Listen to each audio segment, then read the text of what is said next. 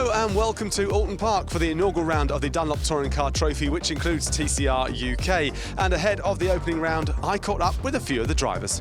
And I also caught up with series promoter Stuart Lines. What's the thoughts then behind TCT? Touring Car Trophy was to entice a load of cars that are redundant onto the track, and also maybe get some guys out there that can't afford to race in BTCC, so they can go and race in an environment where it's financially viable. That was the ethos of it. But with the TCR last year, where it wasn't a massive success, we were asked to join them together, which we've done, and we're just trying to offer a good platform for both cars to operate in. We're investing in more cars. We've got more people registered that couldn't make this weekend. You know, there's been a few things that have maybe tripped us up a little bit, but you know, our expectations are to get to 15 cars over the next couple of meetings. The teams that are here are top teams, you know, so we need to grow on that. TCT with TCR UK in it, it's a whole new ball game. It's a different sort of direction, but one that should hopefully build the TCR brand in the UK. Do you think the TCR UK can work? I absolutely hope so. I mean, I'd like to think that this TCT TCR is a temporary fix to get both grids to somewhere where they can be independent and maybe even run the same meetings or whatever. But I really do hope so. The cost of touring car racing in the UK really needs to come down. The car itself, tell us a bit about it. So it is Rob's old touring car in Boston. It is the original Sherman. First time it hasn't been in its flame livery, as it's so famous for. He's mentoring, coaching me, because obviously he's taken a step back from racing this year with his family. He designed and built this car with this team. So yeah, what better person to have as a coach? Well, the cars are on the grid and the drivers ready to go for the season opener. But before we catch a few words from the drivers, here's what happened in qualifying with our race commentator, Andy McEwen. A 25-minute qualifying session determined the grid for the opening race of the day. On his touring car debut, Henry Neal set an early benchmark time of 1 minute 44.894 seconds aboard the Team Dynamics Honda Civic Type R, previously raced by his father Matt, the three-time British touring car champion. But 2 minutes later, 2018 TCR UK Vice-Champion Ollie Taylor moved on to provisional pole by just 52 thousandths of a second. Forced to watch from the sidelines though, and sadly out for the day, was Lewis Kent. We've only just found out in the recent hours that the crank inside the engine was broken, so if we had found that out yesterday, we could have had it fixed and been able to be out today, but unfortunately it isn't. We've still got 2 drop rounds we can use up, but yeah, hopefully at Donington we'll have a strong and healthy car and we'll be back on the pace. Having set the fastest time in the morning's free practice session, Carl Swift posted back-to-back fastest laps to head the timesheets. But late in the session, Neil put in a terrific lap to go nearly 7/10 of a second quicker, and there was also a late improvement for Taylor in the Maximum Motorsport Cupra. So Neil, the top TCT class driver, starts from pole, with Taylor alongside as the best TCR UK entrant. Carl Swift lines up third, with Chinese driver Sunny Wong fourth for Teamwork Huff, the squad run by former World Touring Car champion Rob Huff. Alex Day and Guy Colclough make up the third row of the grid. So Henry, first race of the season and on pole. Yeah, mate, it's everything and more I could have asked for, you know. Brand new car for this series, my first time out in it, so, you know, it's great to smack it on pole, and it's credit to all the Team Dynamics guys for the amazing car they've built. What is it like to drive this beast then? It's indescribable, mate. It's like a mini on steroids. Is the best way I can say it. It's just so planted. It does what you tell it to do. The most crazy thing about it is just the stopping power. You know, I think you go from 130 down to 30 miles an hour in 1.3 seconds. So it's like being on a bit of a roller coaster, but you're at the wheel. Good luck. Thanks, mate. Cheers. So Ollie, different car for you this year. Yeah, moved to the Cupra. Bit of a last-minute deal really to come in with Maximum Motorsport this weekend, but yeah, it's great to be on the grid, help the championship. So yeah, I feel I'm settling quite well to the car. It feels good. First thing's getting off the line. Obviously, I haven't done a race start in this car yet. Did a practice one in warm-up this morning, which I think was okay, but we'll see what happens when it gets to crunch time. But yeah, obviously Henry definitely going to be the main target. Hopefully get a good drag down to the first corner. Yeah, just try and get a good start and then see what unfolds. Good luck. Thanks very much. Sonny, your first taste of TCR UK. Tell us a bit about that combination for teamwork and for Huff coming together. We have been working with Rob Huff for some time. Since 2013, he has been involved in multiple projects in drivers development, race car developments, and he also raced. So we benefit a lot from his knowledge, but not only limited to driving knowledge, but also he brings in a good moral for the entire team, and his racing experience also help us to evolve into a more professional team as a whole. Good luck out there and fingers crossed. Thank you very much. Well, we've heard the thoughts of some of the drivers there. We're already excited. It's time for the race. So let's go over to the race commentator, Andy McEwen.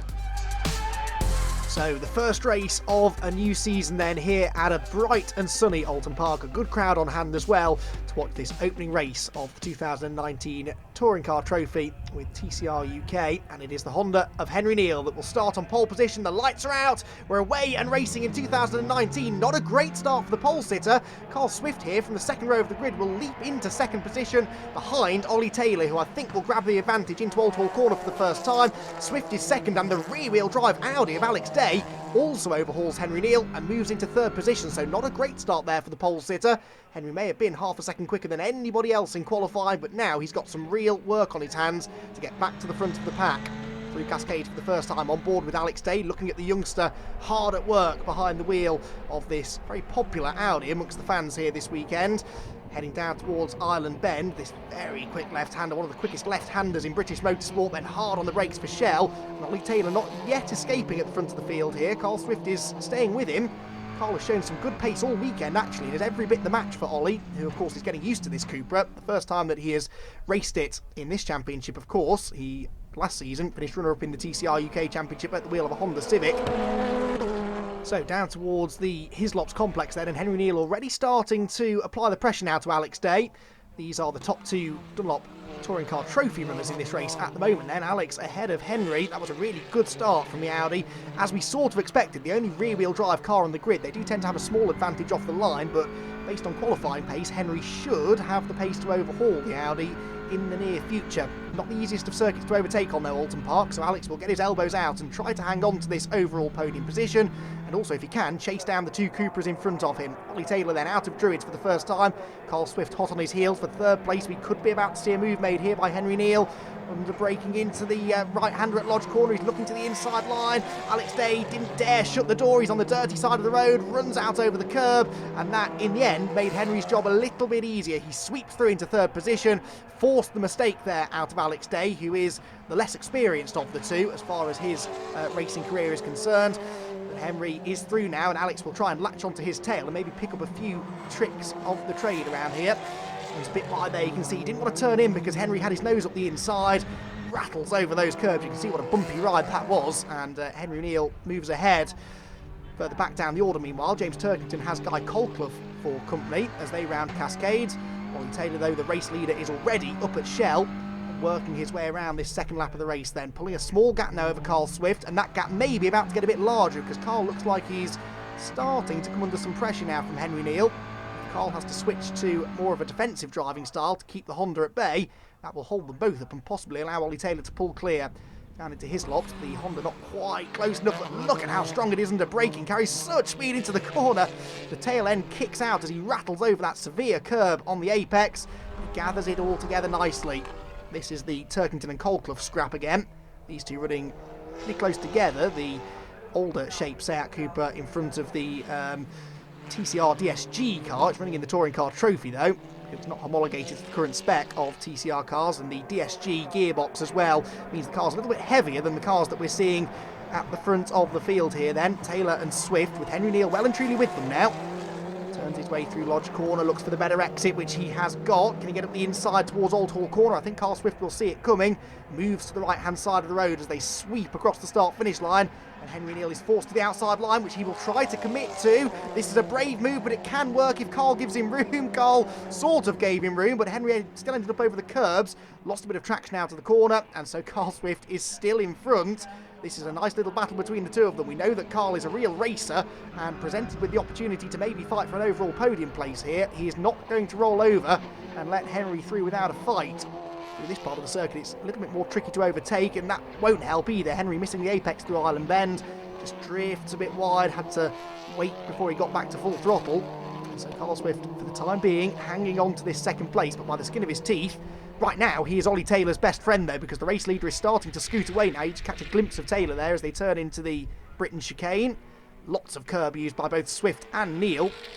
Both of these cars look fairly well set up, though, over the curbs. They have to have a stable car underneath you at Oulton Park, because you can find quite a lot of time from running over those curbs.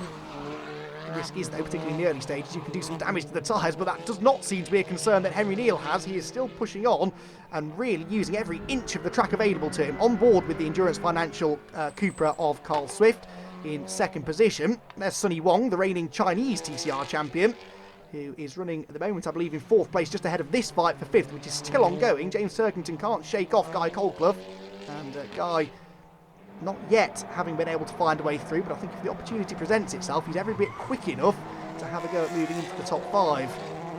Lodge corner once again, then another lap about to be in the books, and Henry Neil not quite as close to Carl Swift on this occasion. Now that might mean that Carl doesn't feel the need to defend into Old Hall Corner, but I'm not convinced that Henry is close enough to lunge. He thinks about it, takes a tighter line, but just can't quite prise that door open. He can afford to take his time sort of, though, because actually on that lap, Ollie Taylor did not pull out quite as much of an advantage over the two behind. So if Henry just bides his time, this is a fairly long race, 25 minutes plus one lap, so he's got time to do this, he's got the speed to do this. The last thing he needs, though, is to get tangled up in a bit of contact here with Carl Swift, when right now a race victory is still very much a possibility. Through Ireland again. Henry is looking at every braking point to get up the inside line. That car seems to be very strong under braking, and he gets a much better exit from Shell as well, because Carl Swift runs out wide, and this could be Henry Neil's opportunity. Goes to the right-hand side of the road, sweeps across the bows of the Cupra, and moves into second position. And that was really textbook racing there from Henry Neil. He was applying the pressure lap after lap, corner after corner, and eventually it told. Carl Swift just a bit too eager on the throttle, I think, out of Shell, ran over the curb, and Henry Neil is into second place. That may well be bad news for Ollie Taylor. Here's the onboard view from Carl. You can see he gets over the curb, he takes out the plastic marker post as well, and that will spin the front wheels, lose him traction, and that was just enough to allow Henry through. And I think once Henry had his nose in front, Carl decided against fighting that one too hard. Again, he does not want to risk any contact either, but Henry Neil is very sideways through Druids. That was a mega save, but it will cost him speed down towards Lodge. Is Carl Swift going to attack? He's going to try. Looks to the outside line, but Henry Neil, if you were doubting how hard he's pushing, we can see there just how hard he's pushing. He's sideways again now with dirt on the tyres, and this time Swift is alongside. He's on the grass as they come over Deers Leap, and Carl Swift might be about to go back into second place, into Old Hall Corner. Swift on the inside, Henry Neil on the outside. They break at pretty much the same point, and the Cupra goes back through. That was brilliant racing. Henry Neil, in his eagerness to go after Ollie Taylor, I think just pushed it a bit too hard through Druids, got a huge slide, and because he ran over the grass, the rear tyres were still dirty when he arrived at the braking point at Lodge, and it snapped sideways again. So all of that hard work now has to be redone by Henry Neil, and it's lost them both even more time to Ollie Taylor, who continues now to stretch his advantage out in front. Brilliant racing we're seeing here then between this NGT spec Honda Civic and the TCR spec Cupra, which again runs a bit wide at Shell, and this is Henry's next chance to move alongside. This is almost an action replay of what we saw a lap ago, but this time Carl Swift may be tempted to fight this one a bit harder. There's just nothing he can do though. Henry Neil is later on the brakes into Britain's, and Carl Swift can take all of the curb and grass he likes, but I don't think he's going to be able to fight back, or is he? He's in the tow, and in a straight line there is nothing to choose between these two cars. It's just under braking where either Henry or Henry's car seems to have an edge. I'm inclined actually to believe this is simply Henry being a bit more committed under braking and not afraid to take a few risks. Replay here of the second time that Henry Neil took second place away from Carl Swift. He'll be hoping that's the last time that he has to overhaul number 45 Cupra. Ollie Taylor in the race lead as we move into the second half of this first race of the season. But Henry Neil is now hot on his heels. He has bridged the gap, having eventually overhauled Carl Swift, who you can just catch a glimpse of there in the background. This, though, is now the fight of the race for the race lead. Ollie Taylor and Henry Neil, they're already at the lead of their respective classes, so in a way, Henry doesn't need to really go for this, but I know he will because he is a racing driver. He's the son of a very, very successful touring car racer as well. Matt Neal, 3 times a British touring car champion. And Henry himself, I'm sure, will have picked up 1 or 2 of the tricks from his father. Never gives up. If there's a chance to gain an extra position, Matt will always go for it, and Henry certainly appears to have that mindset as well. He's really starting to show his nose now, trying to find a gap, but we saw that when he was dicing with Carl Swift for the 2nd position, it took him a while, and in fact even once he got past Carl, he wasn't able to hang on to it for that long. He may well have to try and force a similar mistake here out of Ollie Taylor, who himself is a little more experienced than Carl as well. He makes fewer mistakes therefore, but Ollie is still learning this car. He's raced it a couple of times before in other championships, but this is a different ball game altogether. Here's James Turkington, by the way. He's now sort of broken free of Guy Colclough. We believe Guy may have had a moment somewhere. He's still there, but he's dropped a few seconds back, and James now, who is the younger brother of another 3-time British touring car champion, Colin Turkington, James seems now to have that position pretty much in the pocket, as long as he doesn't make any mistakes himself.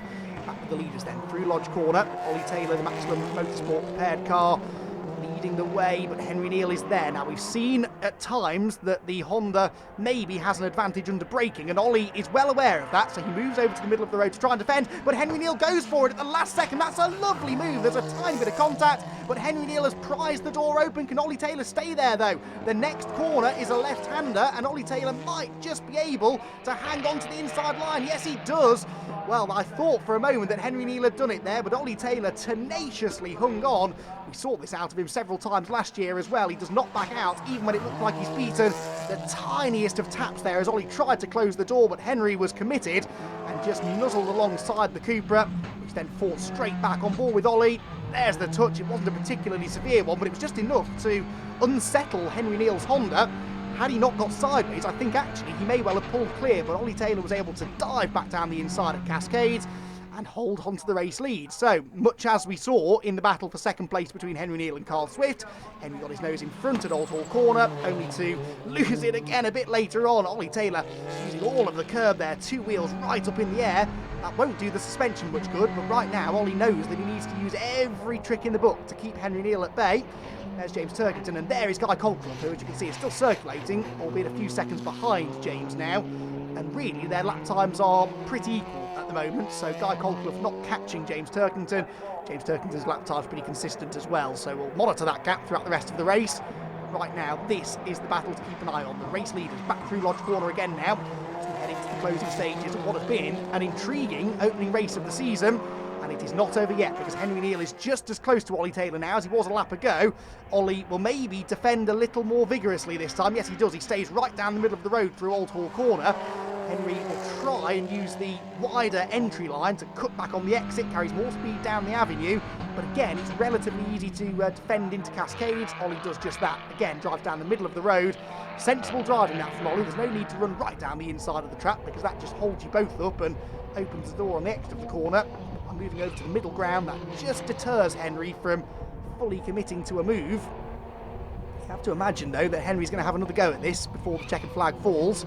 It would be a real honour for either of these drivers to take the first victory of the season. Neither of them wants to back down, and Henry Neal looks arguably the quicker of the two, but Ollie using his immense racecraft here, for the time being at least, to keep him behind.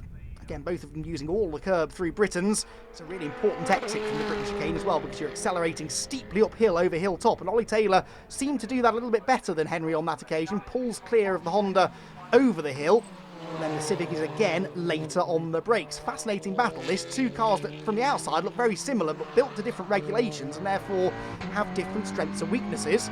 We've seen already from the onboards that in a straight line there is not really any difference, but through the corners that maybe is where the Honda has an edge.